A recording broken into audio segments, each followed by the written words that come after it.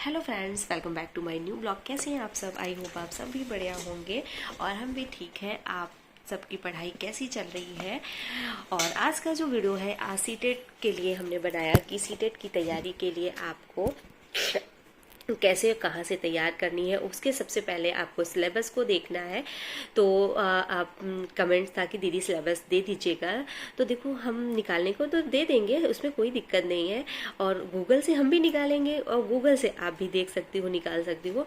लेकिन अभी आप देख लो सिलेबस को, लेकिन अब शायद नोटिफिकेशन आने दो। इस बार एनसीईआरटी का जो चैप्टर है एनसीईआरटी बुक के, वो चेंज हुए हैं, कई चैप्टर चेंज हुए हैं। तो मतलब ये लग रहा है कि एनसीईआरटी, क्योंकि एनसीईआरटी बेस पर ही आपका सीटेट का एग्ज़ाम होता है। और जब चैप्टर चेंज हुए हैं तो थोड़ा बहुत सिलेबस में चेंज करेंगे, तो इसलिए नया सिलेबस आने दो। और जब नोटिफिकेशन आएगा उसी के साथ सिलेबस भी बता दिया जाएगा। तो आप लोग थोड़ा सा वेट करिएगा, लेकिन आप सिलेबस का वेट कर सकते हो, पढ़ाई का वेट नहीं करना है। पढ़ाई आपको अब मतलब अच्छे से तैयारी करनी है। ये मत सोचना कि यार सीटेट है और निकल जाएगा, महीने 15 दिन पढ़ेंगे फिर सीटेट निकल जाएगा, तो ऐसा नहीं करना है। क्योंकि जो लोग ऐसा सोचते हैं तो फिर यार, और जब आप 120 130 के अपना सोचेंगे कि हम ऐसी तैयारी कर रहे हैं तो हमारे इतने नंबर आएंगे, तब कहीं आप 90 नंबर तक पहुंचेंगी। ऐसा होता है सीटेट का एग्ज़ाम। क्योंकि कई लोग इसमें मतलब वीडियो देखेंगे तो कई बार एग्ज़ाम दे चुके होंगे, बहुत ऐसे लोग होंगे जो पहली बार देखेंगे। तो यदि आपको सीटेट का सिलेबस देखना है तो उस पर गूगल पर जाइएगा, सर्च करिएगा फर्स्ट पेपर, और जिनका फर्स्ट पेपर हो वो फर्स्ट पेपर के लिए देखें, और जिनका सेकंड पेपर है वो सेकंड पेपर के लिए गूगल पर देख लीजिएगा। और रही बात कि कौन सी बुक से पढ़नी है, तो अभी आप प्रीवियस ईयर के जो यूथ कंपटीशन टाइम्स की बुक आती है, बहुत अच्छी रहती है। तो उसके जो 4 ऑप्शन और रहते हैं, क्योंकि 4 ऑप्शन में सिर्फ एक सही होता है, 3 गलत होते हैं, लेकिन आपको चारों ऑप्शन अच्छे से देखना है। और क्योंकि आप जब प्रीवियस ईयर की बुक देखोगे ना, तो आपका जितना पेडागोजी होगी वो आपकी अच्छी खासी तैयार हो जाएगी, पेडागोजी तैयार हो जाती है। तो आपको बुक ज़रूर देखना है। और रही बात जैसे कि जहाँ से क्लासें ले रहे हो, तो उन क्लासों को भी एक बार आप ज़रूर देखो, क्योंकि क्लास से आपको नई नई चीज़ें पता चलती हैं। टीचर को, लोगों को, सर लोगों को ये चीज़ का पता रहता है कैसा पेपर के क्वेश्चन उठाए जा रहे हैं, कैसे क्या बनते हैं क्वेश्चन, उस हिसाब से वो लोग पढ़ाते हैं। तो काफ़ी कुछ पता चलता है। और हमने सच बताया, फ्री यूट्यूब से पढ़कर सीटेट निकाला था। और इतना सारा काम होने के बाद, क्योंकि जब 2 बच्चों की माँ बन जाओ तो आप खुद समझ सकते हो कि कितना काम होगा। तो आप समझ लो, और इतना सब काम होने के बाद, और काफ़ी दिन नहीं कह सकते, 8 से 9 साल का गैप होने के बाद फिर हमने दिसंबर में दिया था सीटेट का एग्ज़ाम। और हमारा एक ही बार दिया और निकल गया था। और आप लोग भी, यदि हम जैसे बता रहे हैं, यदि आप पढ़ लो तो सच बता रहे हैं, आप का भी निकल जाएगा। और डेली अब यदि आप 4 से 5 घंटे भी पढ़ोगे तो आपका हो जाएगा। लेकिन यार अभी से जब पढ़ोगे, अब सोचो कि आप जब 1 महीने बचे, 15 दिन बचे, तब आप तैयारी करो तो फिर मुश्किल पड़ जाएगा। तो इसलिए अभी से अपनी तैयारी स्टार्ट करो।